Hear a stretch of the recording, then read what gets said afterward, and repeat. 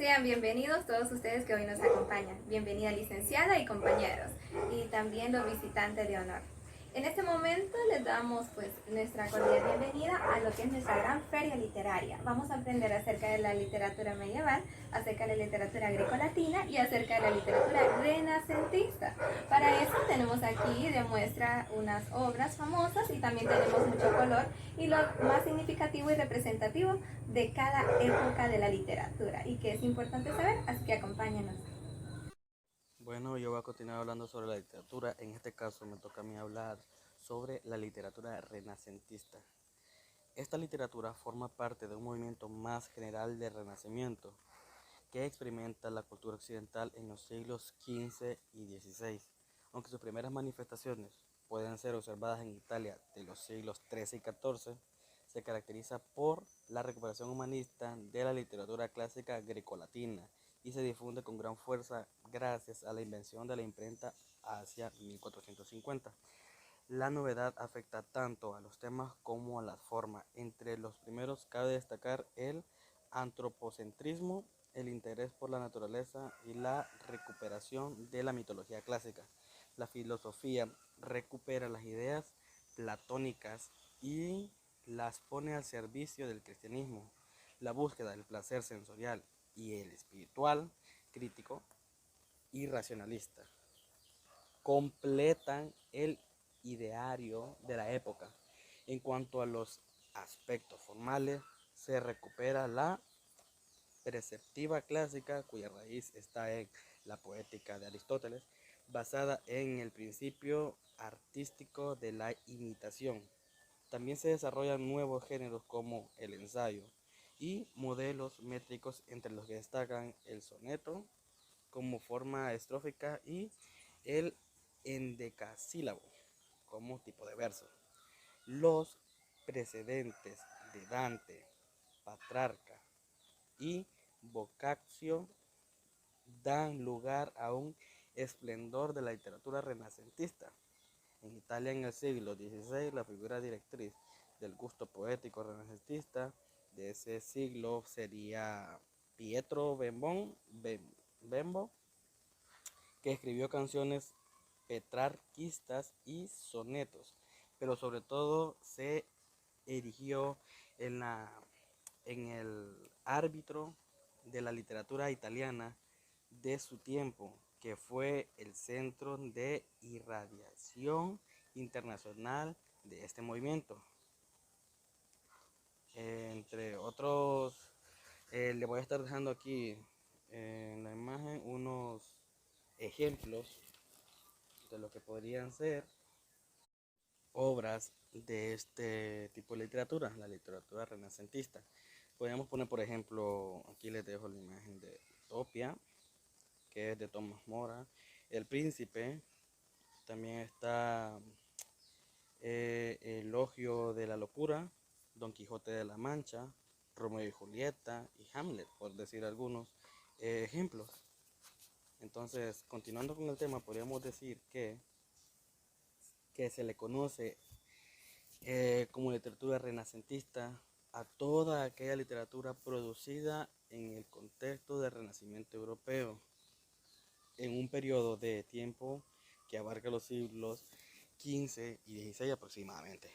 La principal característica de la literatura renacentista es el regreso de la cultura clásica. Bueno, tuve un problema con la cámara, pero los dejo para que mi compañero les explique un poco lo que es las características de la literatura renacentista. Compañero Yacir, voy a darle continuidad a lo que es el tema de los cambios que hubieron en la literatura en la época del Renacimiento. Voy a hablarle acerca de las características más importantes que yo consideré que fueron en esta época para la literatura. Como primer lugar tengo a lo que es la visión antropocéntrica, que es la que considera al hombre como el centro del universo. De ahí tengo en la número 2 lo que es la aparición de la poesía, que es donde el ser humano encuentra una manera de expresarse y una manera de mostrar su sentimiento. Como número 3 tenemos el enunciador, y se trata de la persona que habla en el poema. La voz que se comunica con nosotros para explicarnos mejor la historia. Bueno, esas son las características que tomé como mayor importancia de los cambios que hubieron en esta época. Ahora voy a hablarles un poco acerca de la gastronomía en esta época.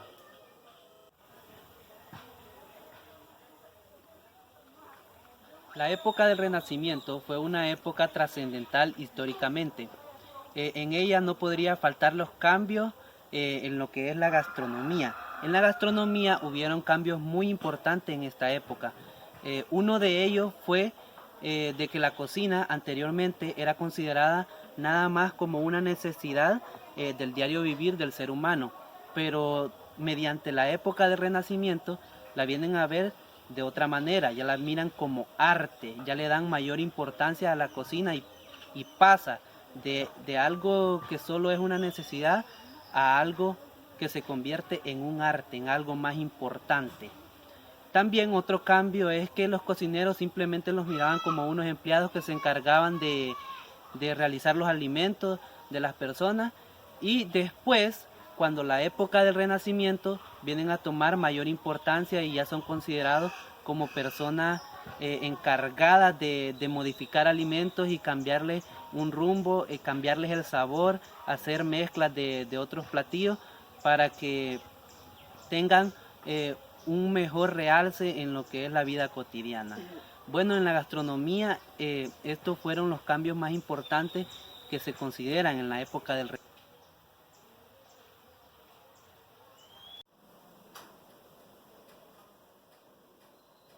En cuanto a la vestimenta en esta época del Renacimiento, no fueron muchos los cambios. Se mantenía siempre lo que es la vestimenta de la Edad Media. Lo único que fue bastante variante fue el uso de los colores llamativos para que la gente se sintiera más atraída. Por ejemplo, los colores llamativos eran utilizados más que todo por las personas de la alta sociedad. Ya cuando viene la época del Renacimiento, se hacen modificaciones y de manera general empiezan a utilizar los colores llamativos y empiezan a ver a las personas de la misma manera a las demás. Hay compañeros que nos están viendo, mi nombre es Eber Agustín y a mí me toca hablar sobre lo que es la literatura medieval. La literatura medieval tuvo lugar en lo que es la época medieval o la Edad Media. Ahora se denomina literatura medieval a toda aquella que fue producida durante la Edad Media, periodo que se extendió desde el siglo V hasta el siglo XV aproximadamente. Así pues, para definir este periodo es necesario recurrir a aspectos extraliterarios como el contexto histórico de la producción literaria y de la forma en que éste influyó en ella. La Edad Media inicia aproximadamente con la caída del Imperio Romano en 476 y se extiende hasta la llegada de Cristóbal Colón a América en el año 1492, aproximadamente 1000 años. La Edad Media se caracterizó por la preeminencia del sistema feudal, el empleo de la lengua latina como lengua diplomática y de alta cultura, la expansión del pueblo germánico, las cruzadas, la formación de monarquías nacionales y el inmenso poder político e influencia cultural de la Iglesia Católica en todos los ámbitos de la vida. Todos estos aspectos fueron reflejados en la literatura producida en este periodo. La literatura de este tiempo estaba compuesta básicamente de escritos religiosos amplios y complejos, que abarca desde los escritos más sagrados hasta los más profanos. Días, licenciada y compañeros que nos están viendo, mi nombre es Naum Arturo Ávila y como tal daré continuidad a lo que está hablando el compañero Eber. Bueno, yo les voy a hablar acerca de lo que son las características. Como primera característica tenemos lo que son los temas de tipo recurrente. Bueno, para esta época los tipos de temas más recurrentes pues era sobre la iglesia, ya que la iglesia católica ejercía un fuerte mecenazgo durante esta época, o sea, ella tenía bastante influencia en la sociedad. Bueno, como segunda característica tenemos que era de carácter didáctico. Bueno, esto es que a través de esta se pretendía transmitir lo que son los valores morales y éticos de la religión católica a la sociedad.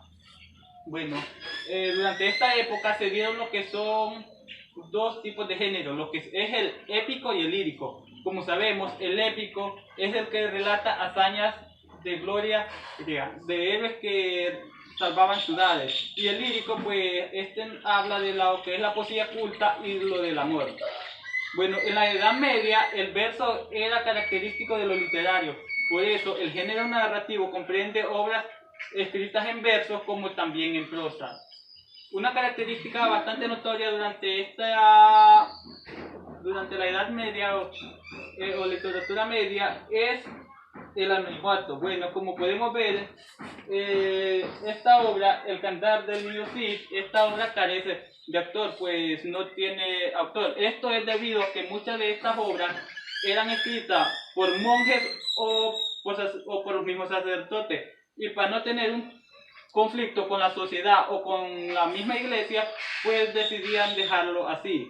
Algo bastante importante que recalcar, todas estas obras prácticamente estaban escritas en lo que era el latín, pues era la lengua que se utilizaba en aquellos tiempos para transmitir las misas y escribir los escritos bíblicos. Bueno, yo les voy a continuar hablando de la literatura medieval. Y dentro de la literatura medieval también tenemos la literatura renacentista. Y esta literatura surge en el siglo XIV y XV. Y esta literatura es el resultado de la evolución de la sociedad, pero con una nueva mentalidad. Ya sus pensamientos han ido cambiando. La principal preocupación en esta etapa, cuando surgió la etapa renacentista, fue su vida y su entorno, y emplearon mitos provenientes de la antigüedad clásica. Dentro de estas nosotros tenemos algunas tradiciones.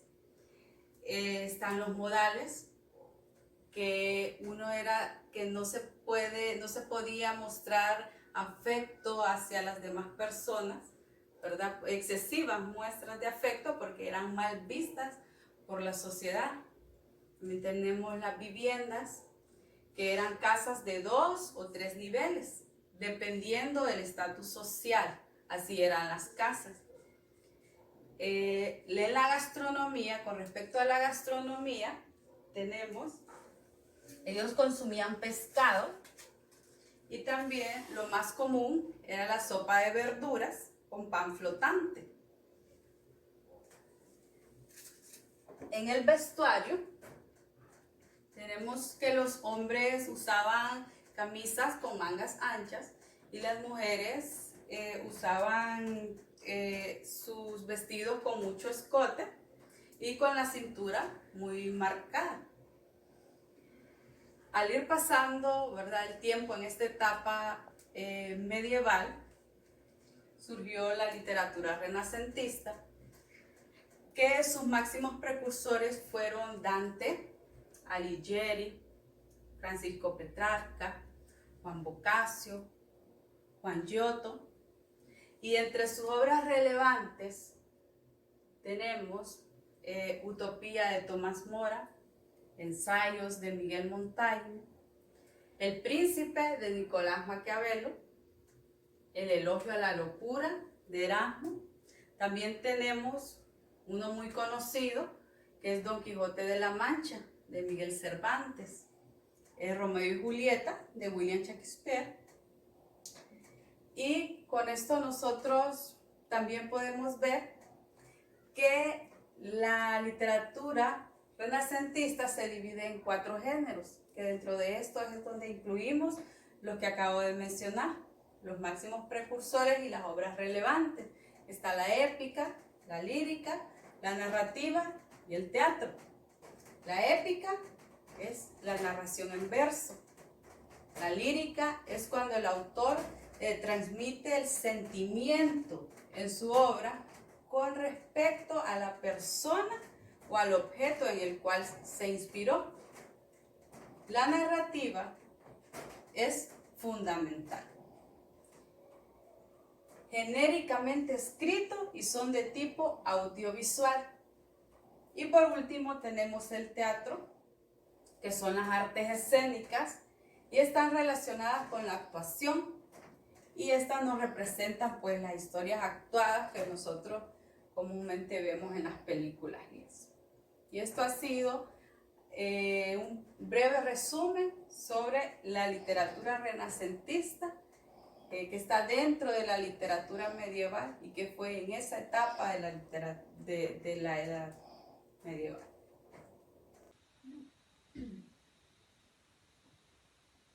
Continuando con las presentaciones, mi nombre es Ignacia Lozano.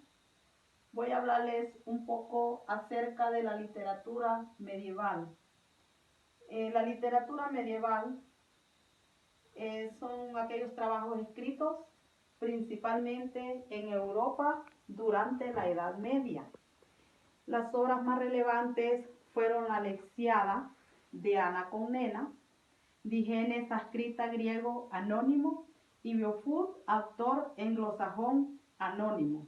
También tenemos algunas fechas importantes dentro de esta literatura medieval, que una de ellas es Han, escritura carolina. Han en 1212 fue la escritura gótica. También tenemos a Han en 1212, que fue la escritura precarolinas. Dentro de estas presentaciones tenemos algunas tradiciones, y una de las tradiciones son los caminos de heces, las calles siempre llenas de suciedad. En esas épocas la gente siempre hacía sus necesidades en las calles, siempre estaba la suciedad, vivían en un mundo de sucio, donde ellos no se cuidaban. También otra de las tradiciones que ellos tenían era comer como primitivos. Ellos no tenían una higiene personal, no se lavaban las manos para comer, ellos no usaban una cuchara, no usaban un tenedor para poder comer, sino que comían con sus manos siempre sucias. Y en esa época ellos tampoco se cuidaban la dentadura. La dentadura de ellos se les dañaba muy rápido porque no se la aseaban. Ellos no usaban ningún cepillo dental, no usaban ninguna pasta para poder cuidarse su dentadura, sino que vivían en un mundo desasiado. También voy a hablarles un poco del vestuario. Los hombres solían usar medias largas con túnicas. Los hombres nobles y las mujeres nobles usaban chaquetas, calzas y pantalones cortos hasta las rodillas. Las mujeres usaban joyas de pieles de animales. También las mujeres, aparte de usar joyas de pieles de animales, ellas usaban vestidos largos. Los vestidos que ellas usaban eran vestidos largos. También ellas usaban túnicas. Y aparte de las túnicas, ellas usaban tocas. Las tocas eran algo como un sombrero de material de tela, ¿verdad? Para cubrirse el pelo, para cubrirse el cabello. Su pelo siempre lo mantenían cubierto. Continuamos con las presentaciones. Vamos con literatura grecolatina. La literatura grecolatina se refiere a lo que es la antigua Grecia y la antigua Roma. Por eso es lo mismo Roma y la parte de lo latín. Y en eso de Grecia, cabe mencionar que tienen sus propios contextos y características, donde es importante la armonía, el equilibrio, la importancia del mito, el hombre como es centro del universo, se enfoca en él y todo ese esplendor de creatividad, de búsqueda de ideales. También en la parte latina tiene su contexto que, como habíamos mencionado, ya es Grecia, que había alcanzado el punto más alto. Entonces, en su característica hay como una prolongación de la literatura griega, pero que sirve para modelar las épocas, ¿verdad?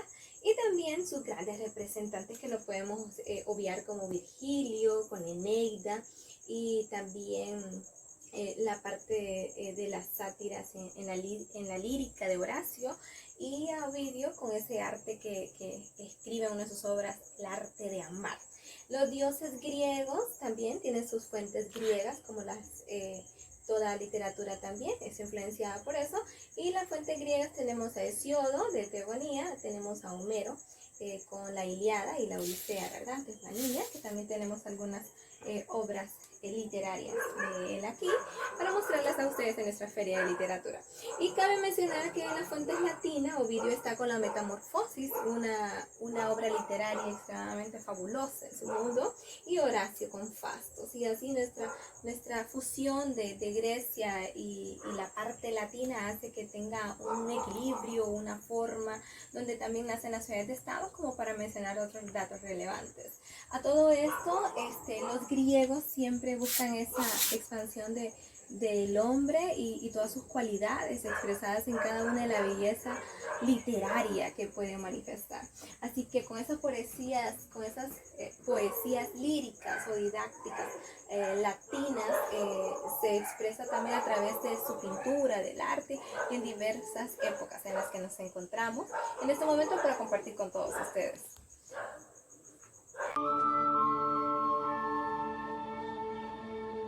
Por las buenas o por las malas, este será un peligro del que recordaremos. Una frase célebre de Homero y muy óptimo para el tiempo que estamos viviendo ahorita. Continuando con mi grupo, bueno, mi nombre es Giovanina García. Vamos a continuar hablando de la literatura grecolatina. Yo les voy a hablar de sus principales precursores y de sus tradiciones y características. Muy bien. Cabe mencionar, ¿verdad?, nuevamente que la literatura grecolatina es aquella escrita en Grecia, ¿verdad? Sus lenguas y sus tradiciones y sus pensamientos comenzaron o se remontan al año 300 a.C., ¿verdad? Aunque no se sabe específicamente cuándo fue que se empezó a mostrar al mundo, porque su tradición fue transmitir la verdad de forma oral. Su transmisión fue de forma oral. Muy bien. Entre las principales características tenemos la poesía, se empezó a escribir en forma lírica y épica. La dramática, que fue en forma de tragedia, comedia y sátira.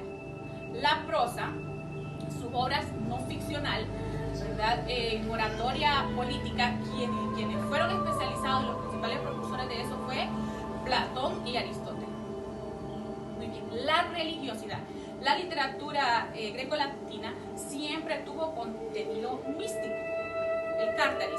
El Cártaris era, Cártaris, no sé cómo se pronuncia verdaderamente, era como una, por decirlo así, era como una purga de sentimientos. Cada vez que las personas se acercaban a ver la dramática, decían que salían como más en paz, ¿verdad? Entonces, por eso, en lo que he investigado, se le llamaba, que era como una purga de las pasiones humanas. La mitología siempre en las obras de esta literatura estaban presentes los dioses, los semidioses y las deidades. Para ellos también pensaban que nosotros, los seres humanos, éramos personas o éramos seres de 4 brazos, de 4 piernas, de una cabeza con 2 caras. Entonces, según ellos, ¿verdad?, como ellos creían mucho en los dioses, Zeus nos sintió como un peligro en nosotros. Entonces se supone que él, ¿verdad?, o ellos creían que él nos dividió en 2 partes iguales. Y es por eso que hoy en día el ser humano siempre busca Continuando ahora con los máximos precursores de esta importantísima literatura, tenemos a Homero. Homero fue, tal vez en aquel tiempo no lo nombraron así, pero podríamos decir que fue el padre, ¿verdad?, de esta forma de literatura. Fue un poeta, fue un escritor y él fue como el cautivador en esto, ¿verdad?, de parte con su literatura clásica. Y cabe mencionar también que Homero era ciego, se cree que era ciego, ¿verdad? También tenemos a Hesíodo. Por acá lo tenemos. Hesíodo, podríamos también, bueno, tanto Homero como Hesíodo surgieron en el siglo 8 antes de Cristo. Hesíodo se cree que fue hasta, podríamos decir, el rival en algunas obras de Homero, ¿verdad? Él fue un seguidor de Homero. Muy bien, también tenemos a Platón, que como les dije, su especialidad era la oratoria, y también tenemos a Aristóteles, que igual, ¿verdad?, la especialidad de ellos fue la oratoria política, entre otras. Entre otros podríamos mencionar a Esopo, a Esquilo, a Maratoniana, a Píndaro, a Sófocles, a Eurípides, ¿verdad?, y a Platón y Aristóteles, que ya los mencioné. Muy bien, cabe mencionar también, ¿verdad?, como les dije, que Homero se creía que era ciego y aún así escribió las máximas obras literarias que nosotros hemos logrado leer y han llegado a nuestras manos a través de los años. Tal es el caso de Odisea y la Ilíada, ¿verdad?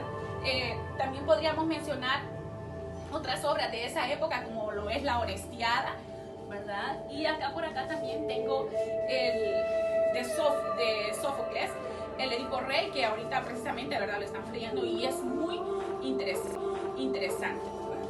Entonces, de los máximos precursores, estos son los más mencionados. Hay muchos más, ¿verdad?, pero estos son los más mencionados. Bueno, espero que les haya gustado la presentación. Muchas gracias. Nos vemos pronto. Mi nombre es David Bautista y voy a dar continuidad a lo que es la época greco-latina. La época greco-latina se divide en tres, lo que es la época arcaica, que va del siglo 8 al siglo 6 a.C., la época clásica, también conocida como la Edad Media, que va del siglo 5 al siglo 4 a.C., y la época helenística, que va del siglo 3 al siglo 1 a.C. Dentro de la época arcaica encontramos a grandes poetas como ser Homero, quien es el autor, ¿verdad?, de la Ilíada, que esta fue escrita, dice, después de la guerra con Troya. Encontramos también la Odisea, que está compuesta por 24 cantos. Encontramos también a un gran poeta como ser Hesíodo. De él, la verdad, se sabe muy poco, pero una de sus obras son Los Trabajos y Los Días. Dice que esta obra fue inspirada en una enemistad que tuvo con su hermano debido a una herencia que le dejó su padre.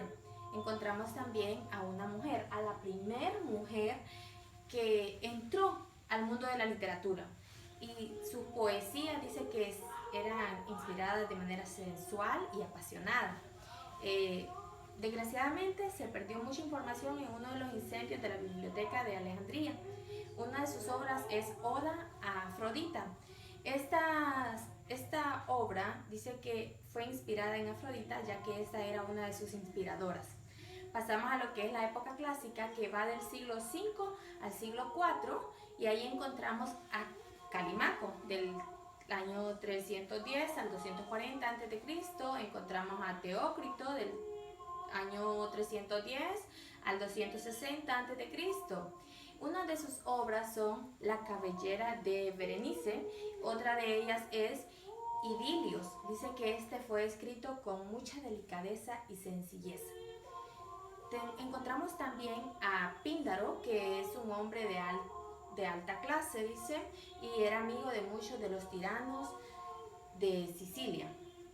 Una de sus obras es la llamada Odas Triunfales, o también conocida como Epinicios. Luego de eso pasamos a lo que es la época helenística. Como les dije antes, va del siglo III al siglo I a.C. Ya en esta época encontramos lo que es el género dramático, el género tragedia, las comedias, el género lírico, Y dentro de ese género podemos mencionar a una de sus obras, las cuales